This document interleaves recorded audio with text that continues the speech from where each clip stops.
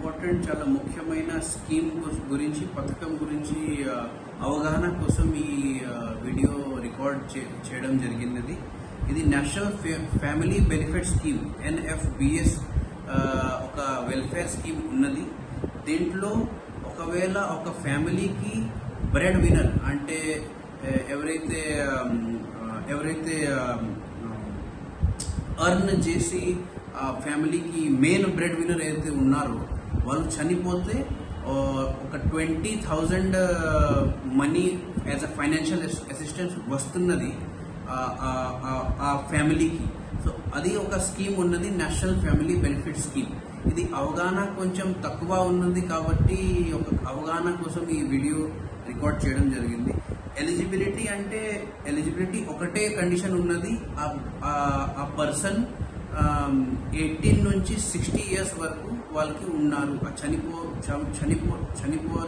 చనిపోయిన వాళ్ళు జనాలు 18 నుంచి 60 వరకు ఉండాలి, ఏజ్ ఉండాలి. అదేవిధంగా ఎవరైతే ఇప్పుడు క్లెయిమ్ చేస్తున్నారో మామూలుగా mostly wife, the legal wife, వాళ్ళు భార్య క్లెయిమ్ చేస్తున్నారు. డాక్యుమెంట్స్ కొన్ని వాళ్ళ దగ్గర ఉండాలి. ఫర్ ఎగ్జాంపుల్ డెత్ సర్టిఫికేట్, ఎవరైతే చనిపోయారో వాళ్ళ డెత్ సర్టిఫికేట్, అదేవిధంగా ఆధార్ కార్డ్, చనిపోయిన వ్యక్తికి ఆధార్ కార్డ్, అదేవిధంగా ఎవరైతే క్లెయిమ్ చేస్తున్నారో వాళ్ళు కూడా ఆధార్ కార్డ్ కావాలి. అదేవిధంగా పాస్పోర్ట్ సైజ్, ఇద్దరికి passport size photo, ration card ఉంటే ration card, family member certificate కంపల్సరీగా ఇవ్వాలి. అదేవిధంగా caste and income certificate, beneficiary అంటే ఎవరైతే క్లెయిమ్ చేస్తున్నారో, మామూలుగా భార్య క్లెయిమ్ చేస్తున్నారు కాబట్టి భార్యకి caste and income certificate and bank passbook కూడా.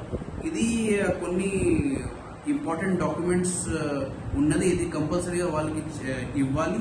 అండ్ మీ సేవలో ఇది అప్లై చేస్తే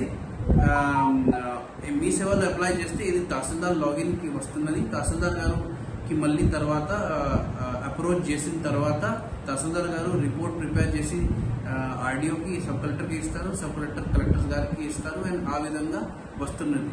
కాబట్టి మీకు ఇదే దరఖాస్తు చేస్తున్నా, అందరూ ఉత్తర రెవెన్యూ డివిజన్ కి జనాలకి దరఖాస్తు చేస్తున్నా కి వాళ్ళు కంపల్సరీగా మీ సేవలో వెళ్ళి ఈ అప్లై చేస్తే ఇప్పుడు ప్రభుత్వం ఆదేశం ప్రకారం ఇమీడియట్ గా తొందరగా డబ్బులు పడుతుంది వాళ్ళ ఖాతాలో. బేసికలీ ఇది చనిపోయిన వ్యక్తి మెయిన్ బ్రెడ్ వినర్ ఆ ఫ్యామిలీకి కంపల్సరీగా ఉండాలి. ఆ విధంగా అప్లికెంట్స్ అప్లై చేసుకోవచ్చు. మీ నియరెస్ట్ మీ సేవా సెంటర్ కి వెళ్ళి అప్లై చేయండి. So that you can get the आपको ये बेनिफिट इस स्कीम का आपको मिलता. तो इसके लिए మళ్ళీ ఇంకా ఇన్ఫర్మేషన్ కావాలంటే మీరు ఎంపీడీఓ గారికి, ఎంఆర్ఓ గారికి, అదేవిధంగా పంచాయత్ సెక్రటరీస్ కి ఏపీఎం ఉన్నారు, సర్ప్ వాళ్ళకి ఏపీఎం ఉన్నారు, అసిస్టెంట్ ప్రోగ్రామ్ మేనేజర్, వాళ్ళకి కూడా అప్రోచ్ చేసుకోవచ్చు. వాళ్ళు కూడా మీకు డీటెయిల్ గా చెప్తారు ఎట్లా అప్లై చేయాలి, మీ సేవల్లో ఎట్లా అప్లై చేయాలి అండ్ ఏ డాక్యుమెంట్స్ కావాలి. ఈ సందర్భించి అన్ని ఎంఆర్ఓ ఆఫీసెస్ కి, ఎంపీడీఓ ఆఫీసెస్ కి కూడా మాట్లాడడం జరిగింది. వాళ్ళు ఆఫీస్లో ఫ్లెక్సీ పెడుతున్నారు. ఆ ఫ్లెక్సీలో కూడా డీటెయిల్డ్ గా ఇన్ఫర్మేషన్ ఇవ్వడం జరిగింది రిగార్డింగ్ ఎలిజిబిలిటీ ఏమున్నది, అదేవిధంగా ఏ డాక్యుమెంట్స్ కావాలి. అది కూడా ప్రతి ఒక్క ఎంపీడీఓ ఆఫీస్, ఎంఆర్ఓ ఆఫీస్లో కూడా ఫ్లెక్సీ ఈ రోజు నుంచి పెట్టడం జరిగింది. సో అన్ని జనాలకి ఇదే దరఖాస్తు చేస్తున్నా ఈ పథకంకి లాభం మీరు తీసుకోండి అండ్ కంపల్సరీగా మీ సేవలు వెళ్ళి అప్లై చేయండి. Thank you.